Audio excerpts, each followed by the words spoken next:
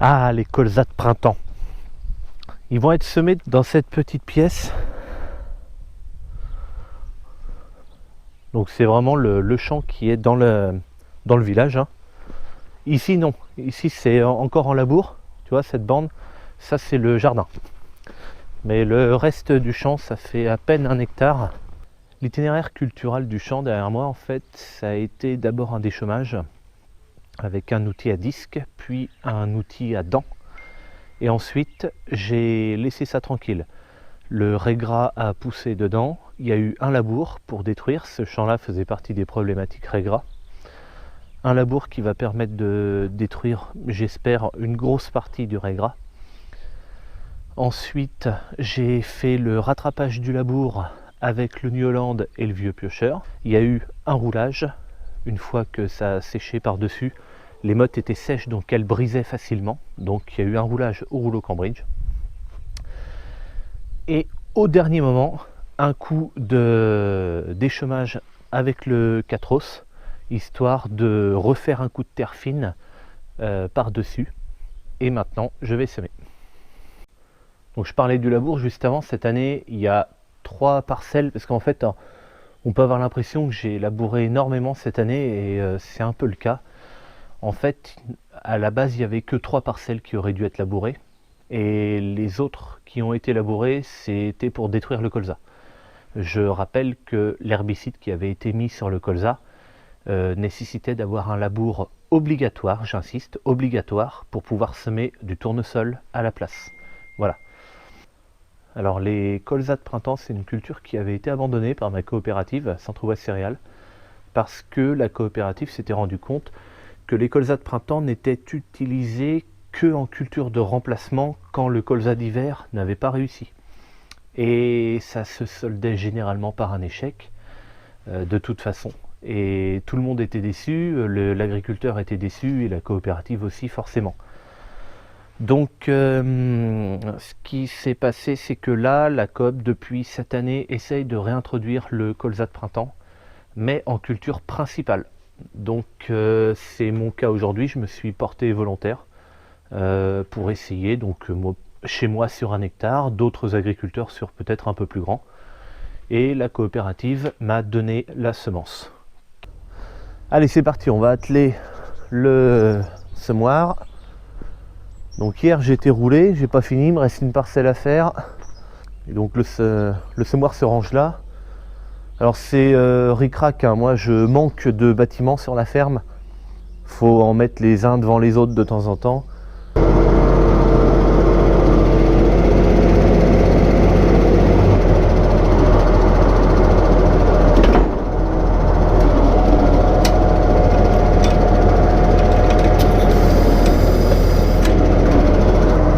Là je me repère avec des codes couleurs. Il y a des codes couleurs dessus. Et en fait ici, je sais à quoi ça correspond les couleurs. Le vert c'est pour le dépliage, le jaune la montée, la descente et le rouge la turbine.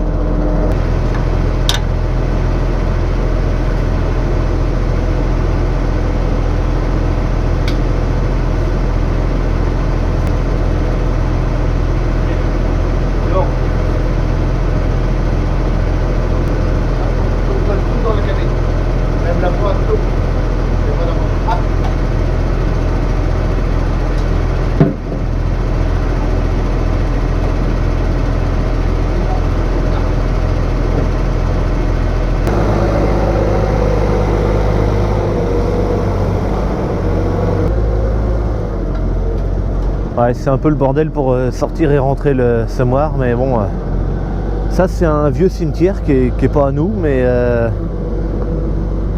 étant donné que c'est un cimetière même abandonné, on n'a pas le droit d'y toucher, hein, donc ça reste comme ça. Voilà.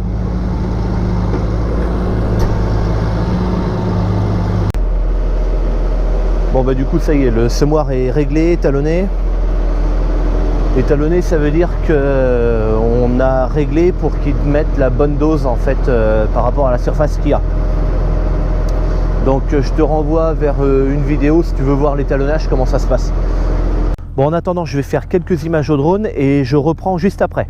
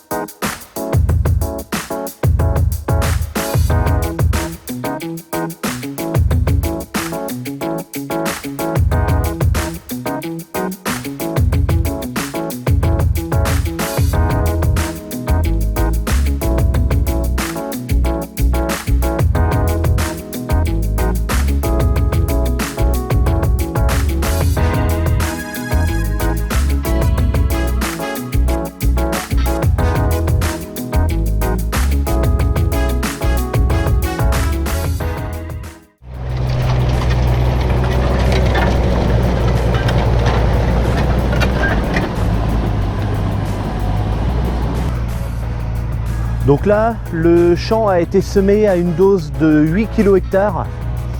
Alors 8 kg hectare, c'est beaucoup en colza, c'est énorme même, mais c'est une dose normale pour du colza de printemps.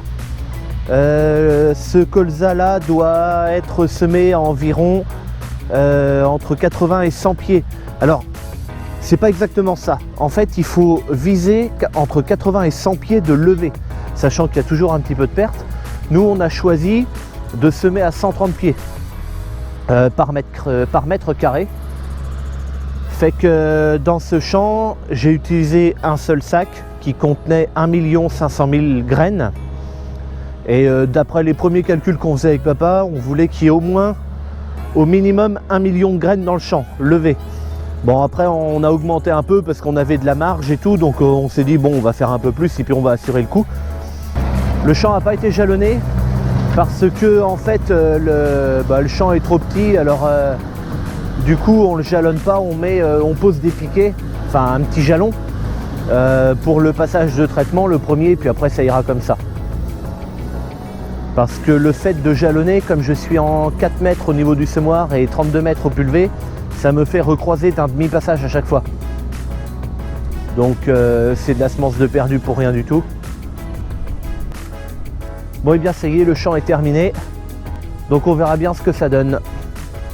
Et moi je te dis à bientôt pour une prochaine. Allez, salut!